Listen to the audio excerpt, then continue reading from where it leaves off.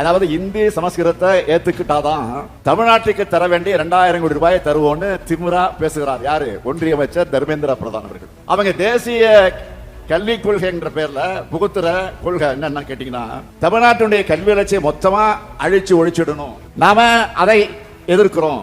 கல்வியை தனியார்மயமாக்குறது, பணக்காரர்களுக்கு மட்டுமே உயர்கல்வியின் நிலையை ஏற்படுத்துறது, கல்வியை மதவாதத்தோட புகுத்துறது, சின்ன பிள்ளைங்களுக்கு கூட பொது தேர்வு, கலை அறிவியல் பொறியியல் படிப்புகளுக்கு நீட் மாதிரி நுழைவுத் தேர்வு, கல்வியில ஒன்றிய அரசோட அதிகார குவிப்புக்கு வழிவகுக்குது. இப்படி நிறைய இருக்கு. இதையெல்லாம் பார்த்து தான் தேசிய கல்விக் கொள்கையை ஏற்க மாட்டோம்னு உறுதியா சொல்றோம்.